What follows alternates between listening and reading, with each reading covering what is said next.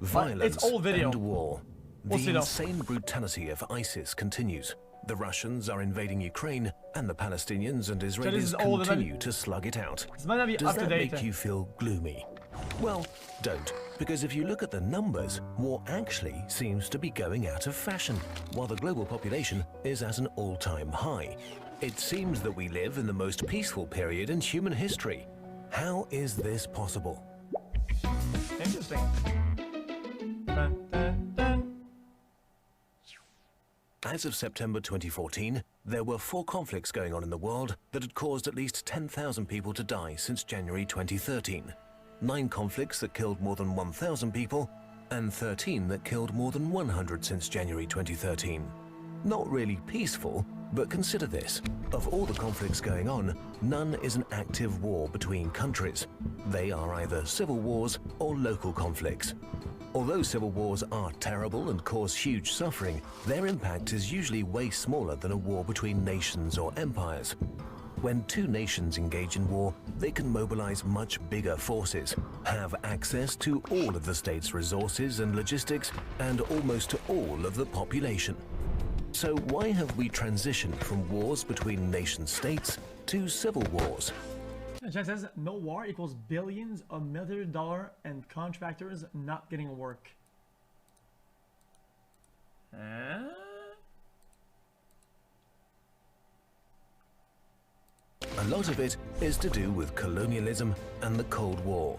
When the Cold War ended, a major driver of armed conflict vanished too. Wait. I mean, okay.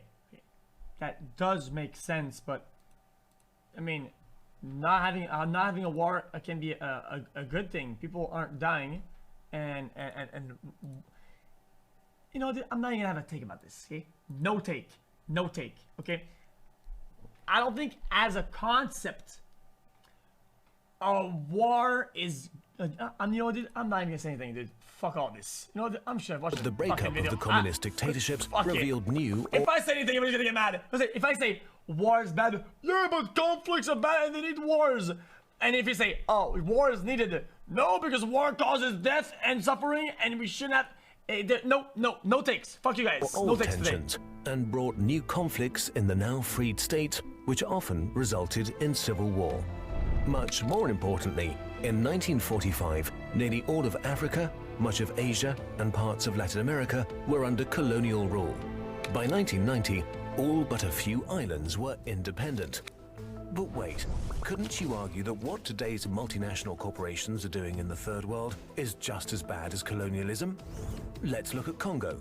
It was established as a colony in 1885 by the Belgian king, an area 80 times the size of Belgium. Violence committed against the indigenous Congolese and the ruthless system. You know, dude, I actually have a take now. I have a take that it won't be political. Let's say you're playing a game of a strategy game, okay? You're playing a game of strategy, and you're playing Age of Empire, and you build these barracks and these huge structures that cost a lot of fucking money to make, so you can make units, and you make units, right? You make units, right? And it costs you a shit ton to maintain and repair whatever, right? And then all of a sudden, your enemies say, yo, dude, how about at the water, okay? You live there, I live here, and you don't attack me, I don't attack you. And people are like, yo, you know what? Fuck it. We live in harmony. And you start taking on resources, you're rolling, and then somebody says, yo, dude, you're not making more units, bitch. Yo, the barracks, they're not, you're being used, bitch. What are you doing? What are you doing? You're not using these structures. Well, okay, how is that a problem? Watch this riddle is so System of economic exploitation That's how I feel had killed when I play a game. about half of the population by 1908. About What? 10. What is this chat? Listen here, Goomba, my dick is soft and these wolves ain't doing it for me. Get on. I feel that's like saying, oh, dude, What? we're not having a nuclear war anymore, man. Dude, but we're not using all the nuclear power that we have. Dude, fuck. Like, 1 million Congolese were executed. I don't want to use the nuclear bombs and shit like that. We don't. What? Or starved to death. Millions were mutilated and traumatized.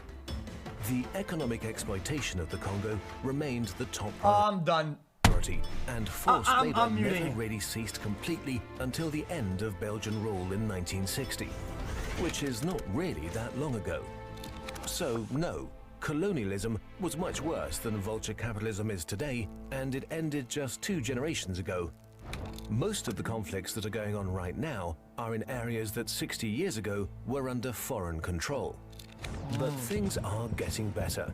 Until 1989, victory for one side in a civil war was common, while nowadays, victories are much rarer. At the same time, negotiated endings have jumped from I rectified my take.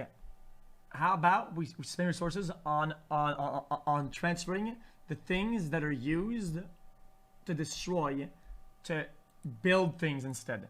Pac-Man as a transition. Now that there is less war and less destruction. 10% to almost 40%. What about the rest of the world? Why have nation-states stopped attacking each other? There are 4 major reasons. 1. Democratization. The steady development from autocracy to democracy. Democracies hardly ever fight each other. Of all the state-against-state wars fought since 1900, only a minority were fought between democracies. 2. Globalization. War is just not as effective at achieving economic goals as it used to be. Today, it's almost always cheaper to buy resources on the global market than to seize them by force. People from other nations are more valuable to us alive than dead, which overall is a pretty new concept. 3. Sounds reasonable to me. War is so 20th century. Until World War I, warfare was seen as an inevitable part of the human experience and as a valuable tool which you could use to achieve goals when diplomacy hit a brick wall. Today we have rules that declare acts of aggression illegal and stipulate that armed force is only justified in self-defense or with the authority of the UN Security Council. These rules are still broken, but today it's harder to do so without sparking opposition and disapproval. Also, we have an international court for war crimes in The Hague, and that's a very recent innovation. 4. Borders are mostly fixed Guys, now. guys. I could be wrong about this, okay, but listen. I get it. These rules are always broken though, and some people never do anything of any of these treaties, whatever. It is what it is. These are good concepts in place and good things, but it just can't be perfect. Yeah, it is what it is. After World War II, territorial wars generally stopped when most countries pledged to Makes it accept harder, okay, international makes sense. borders and respect other nations' autonomy.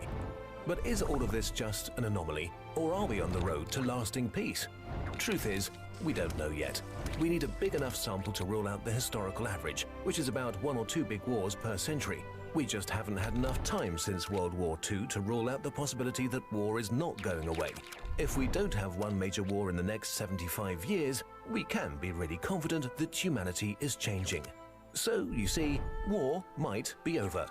Yes, there are nasty conflicts going on in many places, but overall, things are getting better, and we can make them even better by speaking up for peace and democracy.